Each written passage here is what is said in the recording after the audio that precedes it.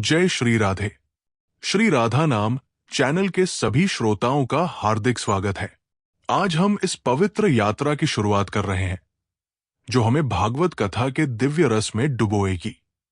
ये कथा केवल एक कहानी नहीं बल्कि हमारे जीवन को दिशा देने वाली आध्यात्मिक साधना है। नमस्कार प्रिय भक्तों, श्री राधा श्री राधा श्री राधा। आज की ये प्रेरणादायक कथा आरंभ करने से पहले आपसे एक विनम्र निवेदन है। गरुड़ पुराण में कहा गया है कि अधूरी कथा या शिक्षा व्यक्ति के लिए पाप का कारण बनती है। इसलिए कृपया इस कथा को अंत तक अवश्य सुने।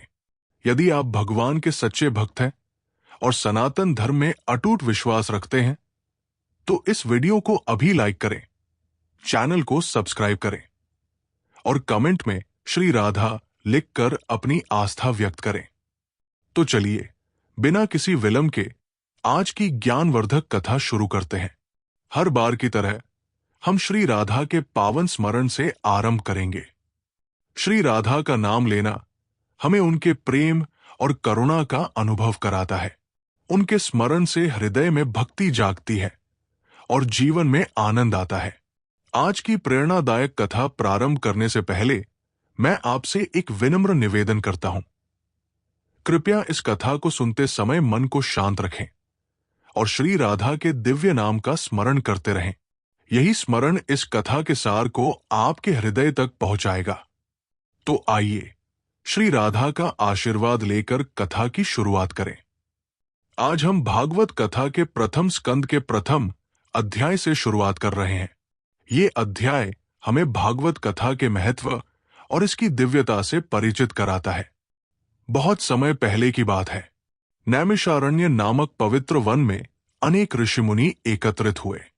उन सभी ने महर्षि शौनक से प्रार्थना की, हे ऋषि, इस कलयुग के कठिन समय में जब धर्म और भक्ति का पतन हो रहा है, हमें ऐसा मार्ग दिखाइए जो हमें मोक्ष की ओर ले जाए। महर्षि शौनक ने कहा, भागवत कथा ही ऐसा पवित्र ग्रंथ है जो मनुष्य को धर्म, भक्ति और ज्ञान का सच्चा मार्ग दिखाता है। ये कथा भगवान श्री कृष्ण के चरित्र, उनकी लीलाओं और उनके भक्तों के अद्भुत अनुभवों का संग्रह है। महर्षि ने यह भी बताया कि इस कथा को सुनने मात्र से ही जीव को पापों से मुक्ति मिलती है और वो भगवान की कृपा का पात्र बनता है। ऋषि मुनियों ने यह भी पूछा, हे महर्षि, भागवत कथा का आरंभ कैसे हुआ? यह हमें कौन सुनाएगा? इस पर महर्षि ने बताया कि यह कथा स्वयं भगवान व्यासदेव ने लिखी थी, जो वेदों के रचयिता है। लेकिन इस कथा को पूर्ण रूप से समझाने का कार्य उनके पुत्र भगवान शुकदेव ने किया। भागवत कथा की शुरुआत तब हुई जब महाराज परीक्षित, जो पांडवों के वंशज थे, को श्राप मिला था कि 7 दिनों में उनकी मृत्यु होगी। मृत्यु का सामना करने से पहले महाराज परीक्षित ने मोक्ष प्राप्त करने का उपाय पूछा। तब उन्होंने शुकदेव जी से भागवत कथा सुनने का निर्णय लिया। नैमिषारण्य में सभी ऋषिमुनि उत्सुकता से भागवत कथा सुनने के लिए एकत्रित हुए। वहां पर भगवान शुकदेव ने महाराज परीक्षित को कथा सुनाई और बताया कि ये कथा न केवल मोक्ष का मार्ग है बल्कि जीवन के सभी प्रश्नों का उत्तर भी है। भागवत कथा में भगवान श्री कृष्ण की लीलाएं, उनकी शिक्षा और भक्तों के प्रति उनकी अनंत कृपा का वर्णन है। ये कथा हमें ये सिखाती है कि जीवन का असली उद्देश्य भक्ति और सेवा है। आज के एपिसोड में हम भागवत कथा के उस भाग की चर्चा करेंगे जहां भगवान शुकदेव महाराज परीक्षित को ये बताते हैं कि भगवान का नाम लेना ही सबसे बड़ा धर्म है।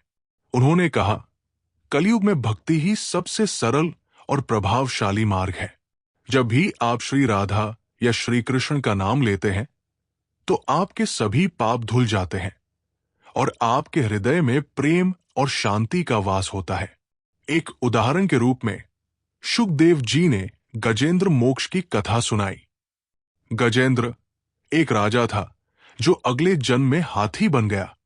जब वो एक मगरमच्छ के चंगुल में फंस गया तो उसने भगवान विष्णु का आह्वान किया। भगवान तुरंत प्रकट हुए और उसे मुक्ति दी। ये कथा हमें ये सिखाती है कि जब हम पूरे मन से भगवान को पुकारते हैं तो वे हमारी मदद अवश्य करते हैं। इस पहले अध्याय से हमें ये सीखने को मिलता है कि भक्ति का मार्ग ही मानव जीवन का परम उद्देश्य है। श्री राधा का नाम जपने से हमारा मन पवित्र होता है और हम ईश्वर के समीप पहुंचते हैं। भागवत कथा न केवल धर्म और भक्ति का ज्ञान देती है, बल्कि जीवन को आध्यात्मिकता की ओर ले जाने का माध्यम भी है। प्रिय श्रोतागण, आज के एपिसोड में हमने भागवत कथा के प्रारंभ और इसके महत्व को समझा। हमने ये भी जाना कि भक्ति, भगवान के नाम का जप और उनकी लीलाओं का स्मरण हमारे जीवन को कैसे बदल सकता है।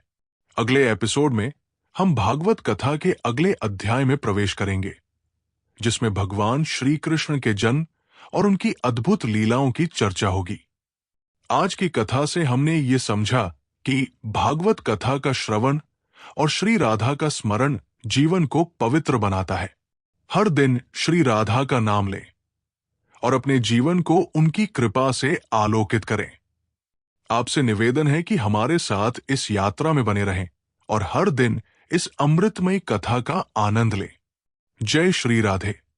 यदि ये कथा आपको प्रेरणादायक लगी हो तो कृपया इसे लाइक करें और अपने मित्रों और परिवार के साथ साझा करें। कमेंट सेक्शन में श्री कृष्ण लिखकर अपनी श्रद्धा प्रकट करें।